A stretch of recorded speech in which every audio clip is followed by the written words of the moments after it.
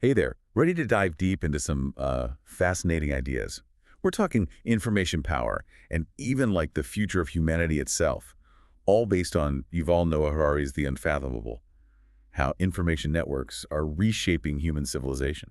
Yeah, it's pretty wild even just skimming it. My mind's been blown a few times already. Right, and what's really interesting is that Harari doesn't just like lay out information's role in history, think from like ancient myths to modern bureaucracies, but he also like looks at how it's morphing right now with AI.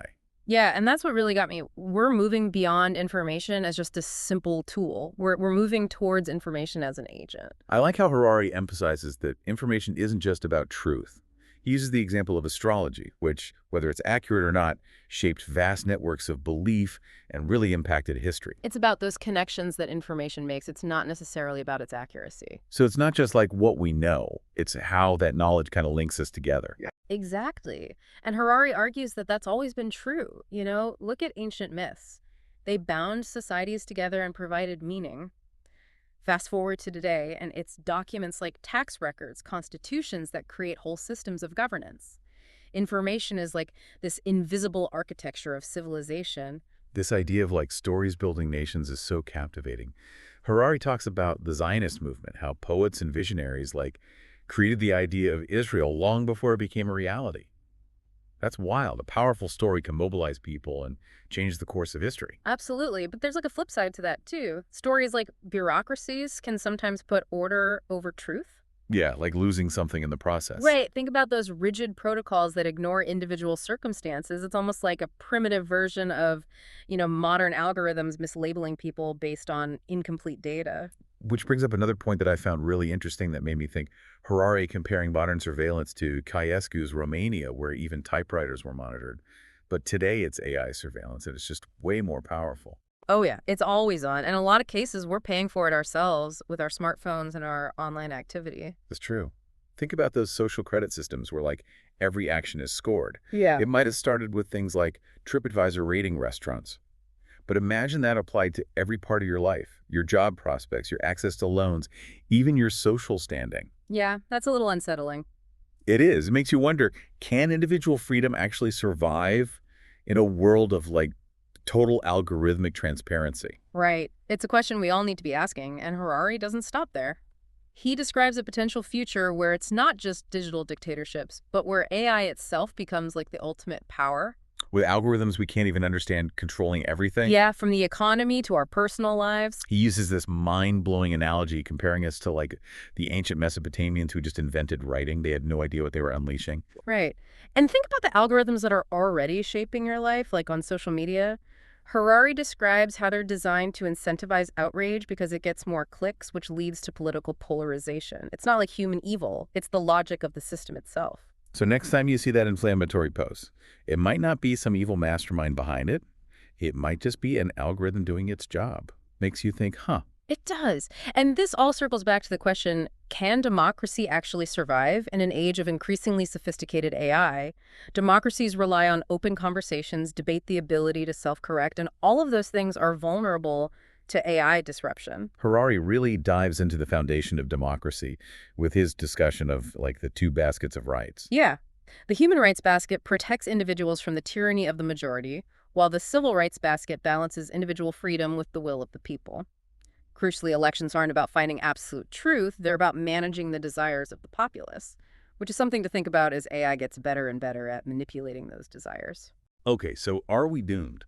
Is a dystopian AI takeover inevitable? Not necessarily. Harari argues that the future hinges on the choices we make right now.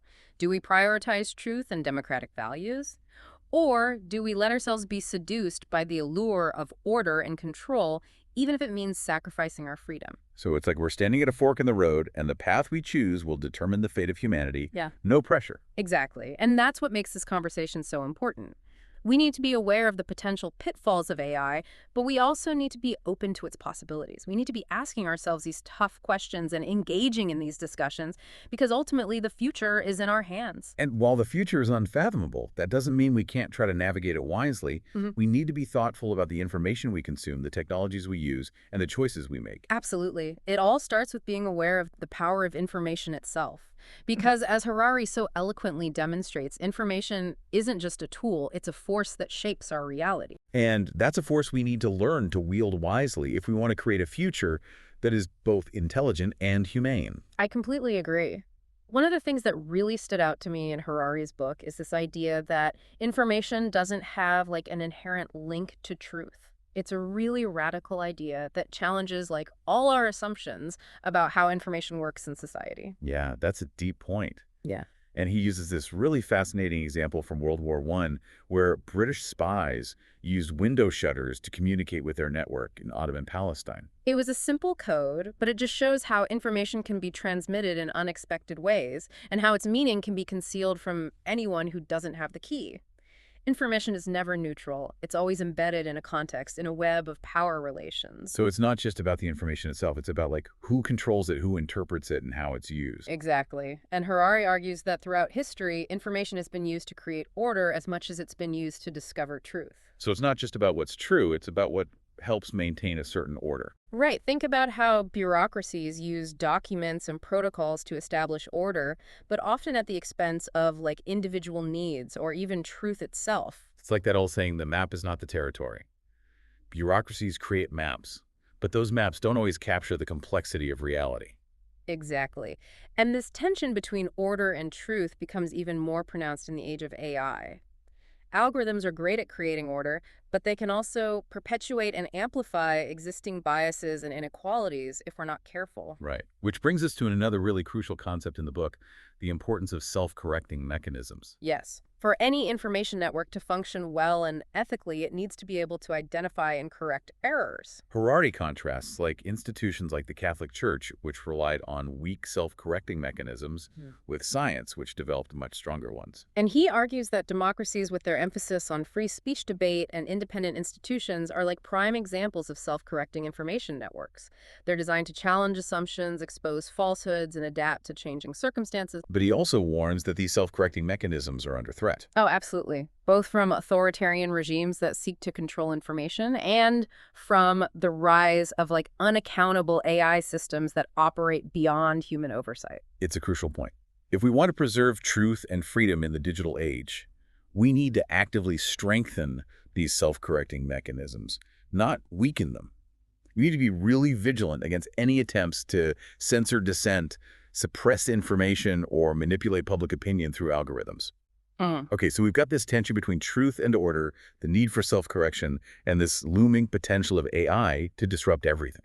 It's a lot to process. It is. It gets even more complex when Harari brings in this idea of centralization versus decentralization. He argues that throughout history, information networks have oscillated between these two poles. Like on one hand, you have centralized networks like empires and dictatorships. Right. They're efficient at maintaining order, but they can be brittle and vulnerable to corruption. And then on the other hand, you have decentralized networks like democracies and markets. Right. They're more resilient and adaptable, but they can also be chaotic and inefficient.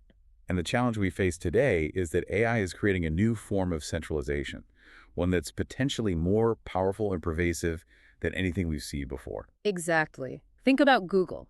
It's amassed a vast amount of the world's information and uses AI to control access to it. Harari argues that this kind of concentration of power poses a real threat to both democracy and freedom. So it's not just about the technology itself, it's about how it's controlled and who benefits from it. Absolutely. And that's why Harari suggests we need to think about how to decentralize power in the digital age to create like alternative information networks that are more democratic and accountable. He mentions things like investing in open source software, supporting independent media, and promoting digital literacy. It's about empowering individuals to control their own data and to participate in shaping the digital world. We can't just be passive consumers of technology. We need to be active citizens who demand transparency and accountability. Okay, so all this talk about information, AI, and power has got me thinking, what does this all mean for us, like on a personal level?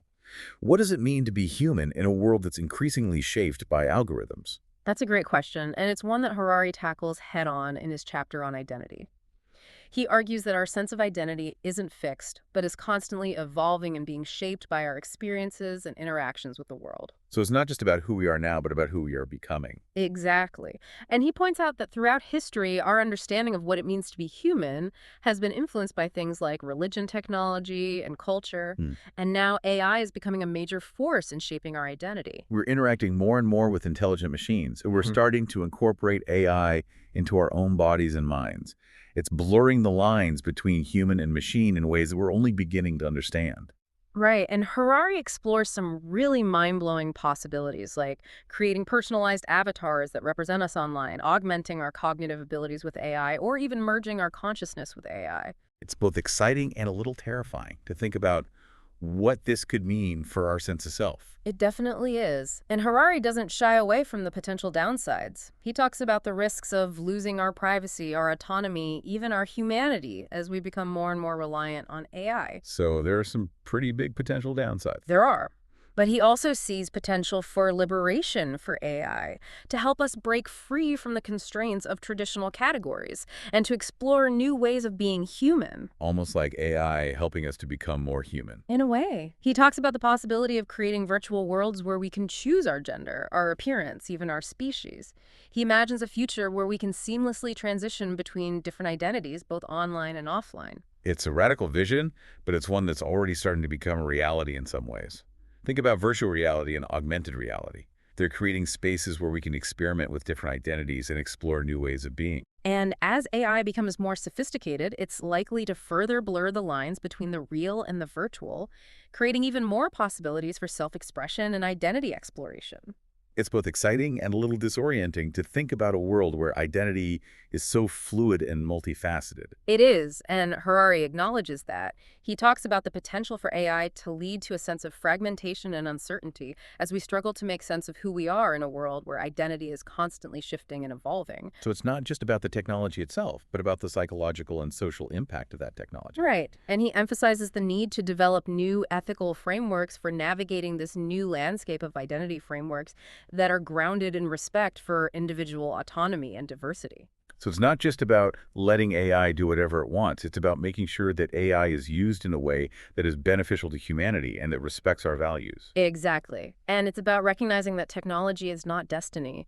We have the power to shape the future of AI to make sure that it serves our needs and our values, but we need to act now while we still have a choice. It's really interesting how Harari encourages us to think about the impact of AI on something like our consciousness. Yeah, and he even explores the possibility that AI could create entirely new forms of consciousness, even transcending our current human understanding. Like beyond what we can even imagine. Right. He does this by kind of tracing the evolution of consciousness itself, from the simplest organisms to the complex human brain. And his point being that consciousness isn't static, it's always evolving. Exactly. And AI could be the next step in that evolution, potentially leading to artificial consciousness, maybe even a superintelligence that goes beyond human capabilities. That's wild. Yeah. He explores ideas like uploading our consciousness to computers merging with AI, or even creating totally new forms of consciousness that are beyond what we can even grasp right now. It's like science fiction, but with the potential to actually become reality. Yeah, and it makes us rethink some pretty fundamental questions about what reality even is, the meaning of life, and even what it means to be human. So with all these possibilities, should we be excited or terrified? Probably a little bit of both. We got to be aware of the risks, like creating a super intelligence that could be dangerous, but also open to the potential benefits. What if AI could help us understand the universe in ways we never could before, or even create new forms of life and intelligence? There's a lot to think about.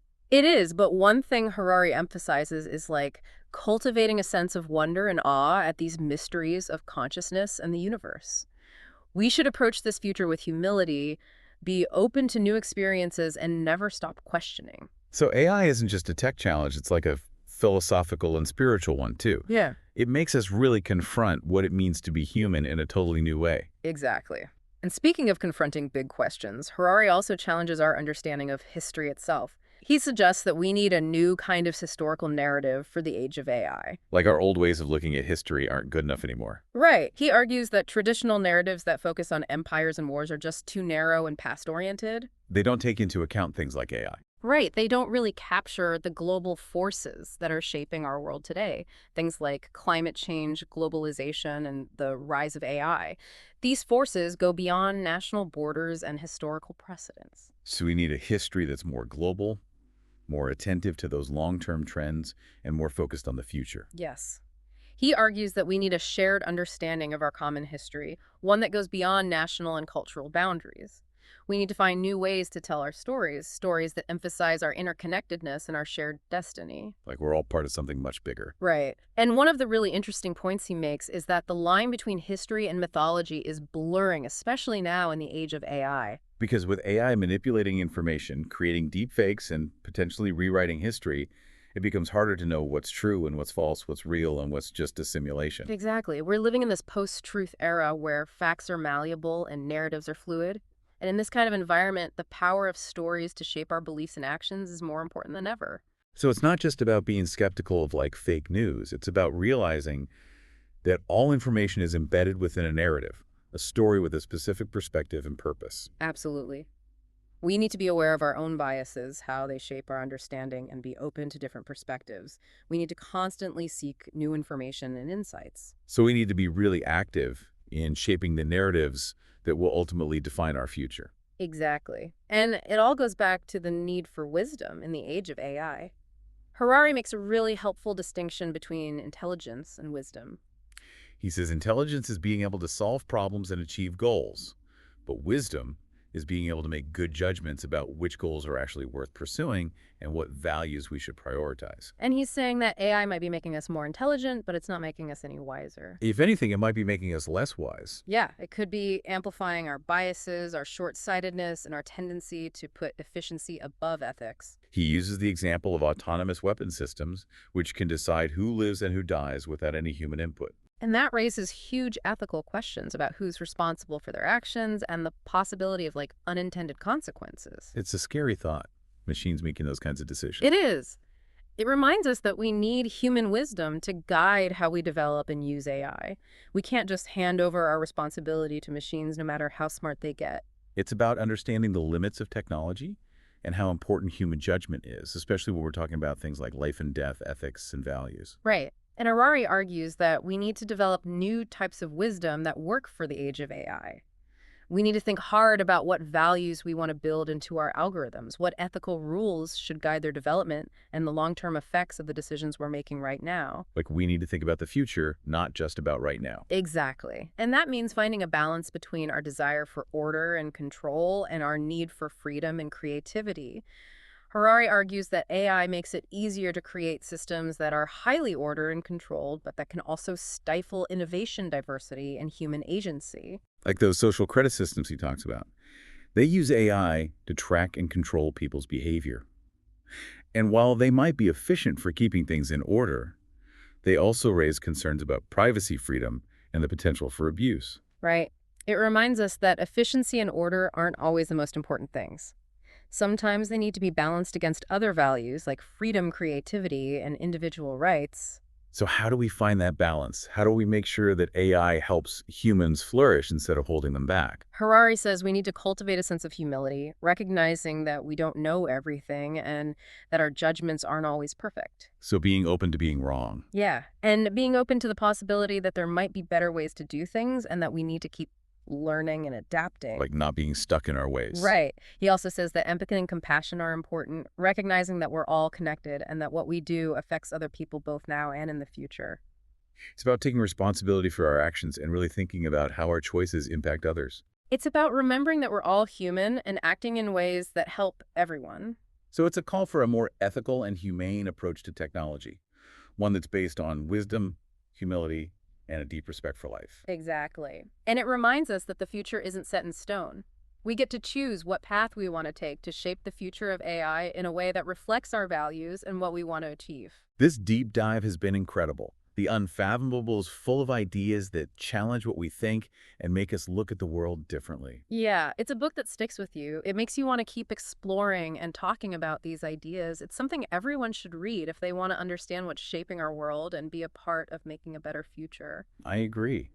And for our listeners who want to learn even more, we've got links to resources, more reading, and even some AI tools to try out in the show notes. because the future might be unfathomable, but that doesn't mean we can't do anything about it. With a little curiosity and a lot of critical thinking, we can at least try to understand it a little better. Thanks for joining us on this deep dive. Until next time, keep questioning, keep learning, and keep shaping the future.